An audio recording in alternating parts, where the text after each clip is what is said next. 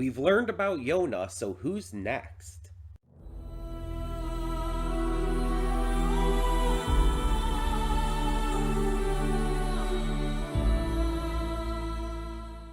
Hey everyone, welcome back to Princess Gay. I'm your host Connie, and today we are here with my blind reaction to episode 6? Episode 6 of Jormungand. And we're back to our normal schedule.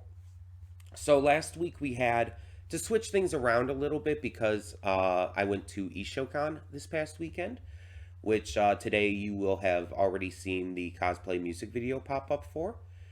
But now we are back to our normal stuff. Well, sort of. You're also going to see a bunch of movies on the channel this week, but the regular scheduled shows will be going off as normal.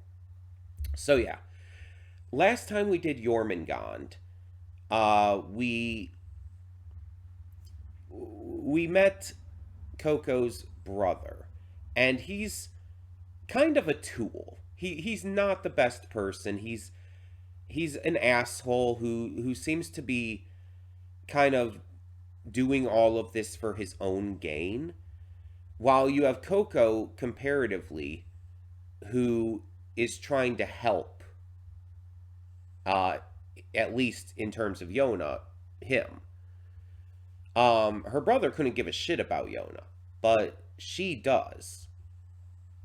And that really sets them apart well. We find out like all about Yona's past and everything, and we find out there's this like one girl who was part of this group of orphans who was supposedly killed, but I don't think that's the case. And also my camera died again. God damn it. I was hoping we were past this, but I guess not. Here I am. Okay. But yeah, apparently she died, but I don't think that's the case at all. I think that she's probably alive and is probably going to be a notable story element going forward. I don't know how. I don't know like how they're going to work that, but yeah, she's definitely going to be coming back. Um, so I'm interested to see what they do in that regard. Now, the last episode, uh, I wouldn't say it was quite like isolated from everything else, but it didn't. It was more focused on developing Yona and introducing Coco's brother and everything in it. It mentioned some other stuff that was still going on, like the agent who's after them and everything, but nothing else like really, uh, at least from what I could tell, was story focused as much. Again, it was more trying to introduce stuff than continue the ongoing plot. But I could be wrong. I could be. It's also been like a couple weeks, so I might not completely remember, too, everything that happened. Though, again, as I said, if this girl does end up becoming an important character and does end up returning to, the story, then yeah, that's kind of an example of how this would be story important. So there you go. Um, but I say we should just get into this and find out for ourselves what's going to happen next. So, when the screen fades to black, pause this redirect and go to the description below. Follow the link to the reaction, and after you watch it, come back here to the redirect and resume play. Because after it fades to black and then it fades back in, everything from that point forward will be my afterthoughts and will contain spoilers to the episode. So, that being said, thank you so much for tuning in, and I will see you at the reaction.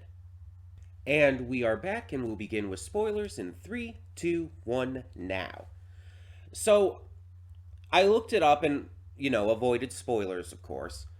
But I couldn't find anything that, like, would confirm or deny, really say much of anything about Dr. Miami, or Minami, her being autistic or not. Um, Basically, what I just found just mentioned that her personality is kind of like childish and whatnot. But and whether intentional or not. Again, speaking as somebody who is autistic, I see a lot of myself in her hyperfixation here on butterflies. And I'm not saying that non autistic people can't hyperfixate. Of course, non autistic people can. Anyone can hyperfixate on something. But it's just the way she does so and the way she acts like around it as well that kind of gives me that vibe.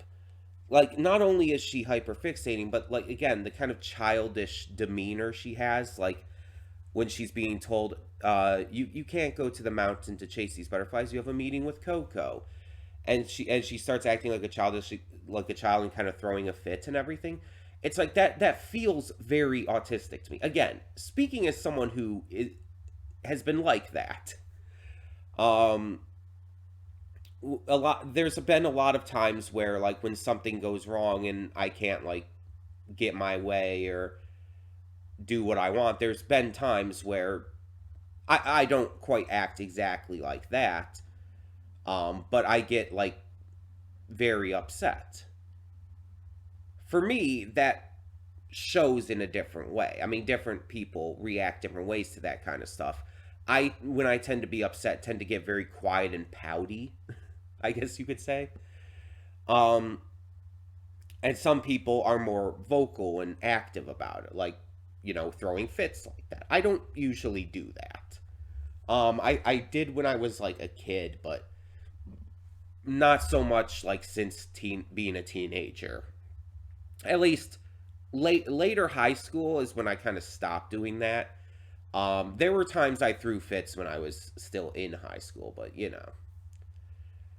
Um, yeah, nowadays it's mostly just like pouting and getting really quiet when I'm upset. Um, but yeah, I see a lot of that there. Um, so even if it's unintentional, she can be read that way. And there's a lot of characters in anime and manga and cartoons and video games who are like that. Even if they're not like canonically autistic by the author's intention, um, they can still be viewed that way. And the fact that autistic people can find characters that they can see themselves in is fantastic. That's always really cool.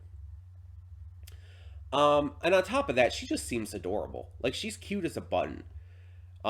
She seems really cool, and I hope she remains really cool. I hope she doesn't end up being like a bad guy or end up being like secretly psychotic or something, because that would kind of suck. Because so far, I think she's adorable. um, so we also have a little bit more of Scarecrow in this episode. He tries to, keep this Chinese man and his assistant in line, but unfortunately, they're able to escape when he's getting some coffee from the vending machine because the assistant, Karen Lowe, I guess is her name, kicked the shit out of the bodyguard, and so they just walked out.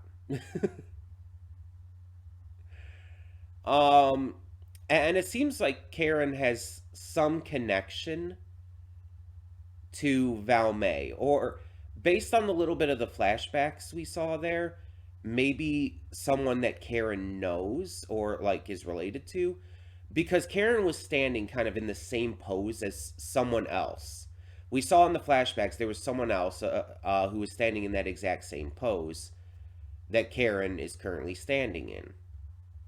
And that triggered Valmay to the point where she has like this psychotic expression now and is probably about to just go completely nuts. I was already kind of anticipating that Karen and Valmay would end up, coming face to face and having a fight because they both seem like on their respective teams, they're probably the strong hand to hand specialists. So it's going to be interesting to see what they do with that. and how they handle that entire situation. Um, but we're definitely going to learn more about Valmay through this, and that's always a good thing. Because Valmay is definitely probably my favorite character right now because muscle mommy and everything. I'm simple. I will not deny that. I'm simple. You give me a hot, muscular woman, I'm sold. It's like I have a type. It's not a secret. I don't hide it well at all. I don't even try. It's like I'm into hot, muscular women, especially in tank tops like that. It's like, ooh, so good. That workout scene, like it was very specifically focusing on her muscles, not her cleavage. Which, by the way, it's like the position. It could have focused entirely on her cleavage, but instead it chose to focus on her muscles, and I am so fucking happy about that. That is just great. It's not only just really funny because it's like it's very clear that they're trying to hype up how buff and hot she is because she's buff, but it's like the fact that they like kind of like pan the camera past the cleavage, past the like uh down shot on her cleavage from the tank top over to her muscles. That's just really funny to me because it's like it's kind of like um denying the stereotypical fan service in sake of a completely different fan service that you just genuinely don't see enough of. Like it's definitely there. There is definitely a market for buff women in anime and in media in general, but you don't see enough of it. A lot of anime, even if a character is supposed like would naturally be buff based on what they do or how their lifestyle is, a lot of anime will not make them physically look buff. Um, and it's the same thing with Western animation as well. One big example I'll give you is the cartoon that is inspired by anime, Ruby. There is like one female character in there who you could call buff, but they really don't give any actual definition to, and that's Yang. There's no actual definition to her muscles. She just has a larger body shape than other characters. But she's not even the only one who should be shown with more active musculature. Nora is another character from Ruby who should be very actively buff. Based on her character and her fighting style and just everything about her really. It's like this is a character who works out constantly. She should be shown to have notable muscle. But partially because of the art style that they wanted to go with for Ruby, they really couldn't integrate that in as well as they wanted to. It wasn't until much, much later in the series when we got Elm Adern of the Aesops in Atlas that we actually got like a notably muscular female character. Like one who is actively so. Like again, Yang is the most muscular like character from the start in terms of, muscular female characters, but even she is just not as much so because of again the art style they wanted to go with. But we did get Elm eventually, and that's great. But at the same time, they never like when they updated the models and style and all, they never updated Yang or Nora to have that musculature, and it's disappointing because they want to have that style remain, and I'm sure they feel like if they change like their designs too much and give them too much muscle, it would like risk hurting the style for a lot of people, which I think is stupid, by the way. But you know, A lot of animated projects will be like that. And that's why in a lot of these shows and stuff, and it's the same for anime and it's the same for video games, characters that should be notably muscular most of the time are just not shown to be. Lara Croft should be buff as fuck. Let's be honest.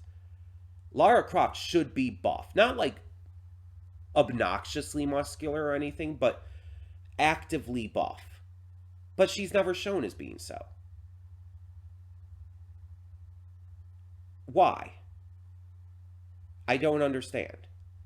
Because they want to make her look conventionally attractive. And unfortunately, muscular women aren't, in a lot of cases, seen as conventionally attractive. Which is stupid because muscular women are hot as fuck, but still. It's unfortunately a trope that hasn't died. It's a belief that really has not gone away yet. Um, and we're getting more examples of good buff women though, and hopefully we continue to. It's just it's never going to become the norm, I feel, and that really sucks. Um, and sorry for spending all this time ranting just about this and everything, rambling on about buff women and everything. Um, if you've been on this channel for any length of time, though, you shouldn't be surprised. But I tend to ramble on about random stuff sometimes, and on top of that, it's like it's buff women, like one of my types, very easily. So yeah, but at the same time, it's like there's not. I feel like a lot to talk about with this episode because it's very much set up. It's setting up for the next episode. The pirates at the beginning, I don't think there's much to talk about there.